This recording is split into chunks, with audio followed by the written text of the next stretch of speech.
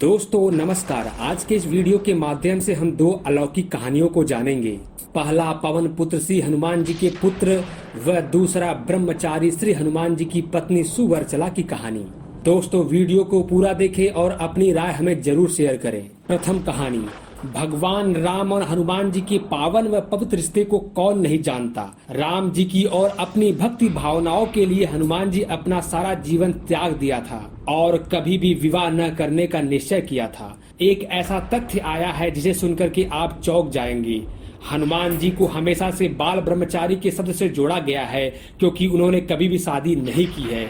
फिर कैसे हनुमान जी को पुत्र हुआ? क्या वास्तव में हनुमान जी का पुत्र था? हनुमान जी को राम नाम की लगन लग गई थी और वह सुबह से लेके शाम तक, रात से लेके सुबह तक राम नाम का जप किया करते थे, जिस कारण उन्होंने शादी ना करने का फैसला लिए थे। पर इसके बावजूद भी हनुमान जी का पुत्र हुआ जिसका नाम था मकरध्वज। दोस्तों क्या वास्तव में मकरध्वज हनुमान जी के पुत्र थे? इसको बतलाने से पहले हम आपको यह बतलाना चाहते हैं कि कब हनुमान जी अपने पुत्र से मिले। वाल्मीकि जी ने रामायण में लिखा है कि युद्ध के दौरान रावण के आज्ञा अनुसार अहिरावण राम लक्ष्मण का अपहरण कर उन्हें पातालपुरी ले गया था, जिसके बाद रावण के भाई विभीषण ने यह भेद हनुमान जी के समक्ष प्रकट किया कि भगवान राम लक्ष्मण को कहां ले जाया गया है। तब राम लक्ष्मण की सहायता करने हेतु हनुमान जी पातालपुरी गए थे।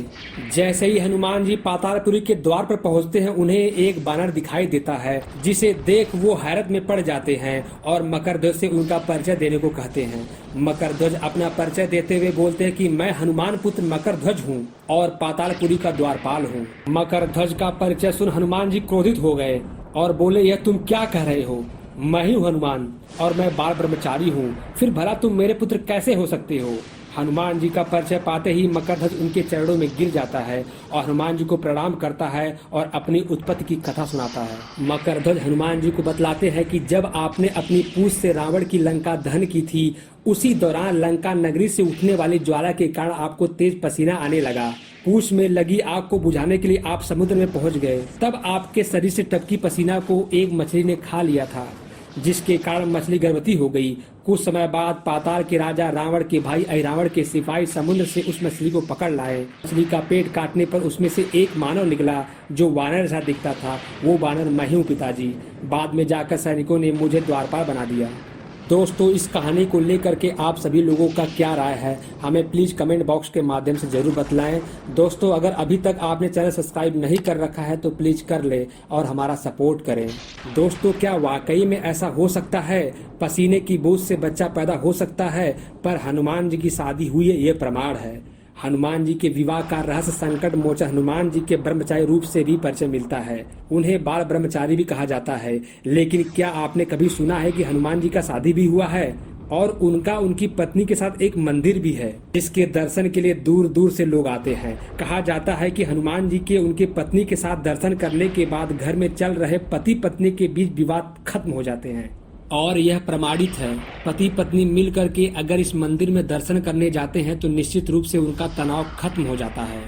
आंध्र प्रदेश के खम्मम जिले में बना यह मंदिर काफी मायनों में खास है। खास इसलिए है कि यहाँ हनुमान जी अपने ब्रह्मचारी रूप में नहीं बल्कि गृहस्थ रूप में अपने पत्नी सुवर्चला के साथ विराजमान हैं। हनुमान जी के सभी भक्तों का यह मानना है कि वे बाल ब्रह्मचारी थे और वाल्मीकि कंब सहित किसी भी रामायण और रामचरितमानस में बालाजी के इस रूप का वर्णन नहीं मिलता है।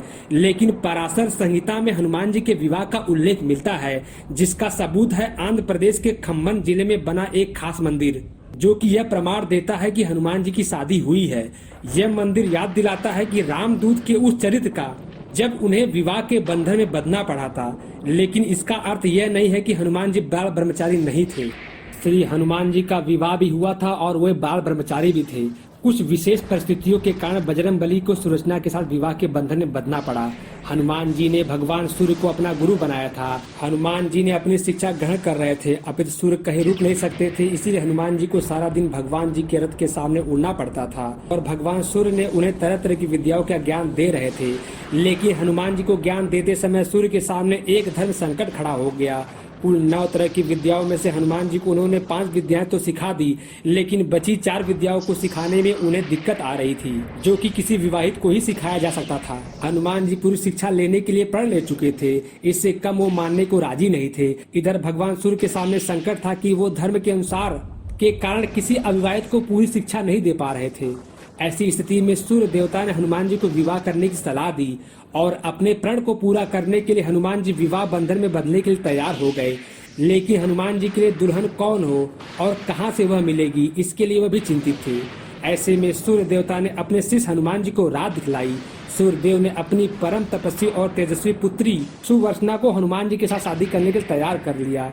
भगवान सूर्य अपनी चहेती पुत्री सुवर्चना की शादी हनुमान जी के साथ कराया। इसके बाद हनुमान जी अपनी शिक्षा पूर्ण की और सुवर्चना सदा के लिए अपनी तपस्या में रत हो गई।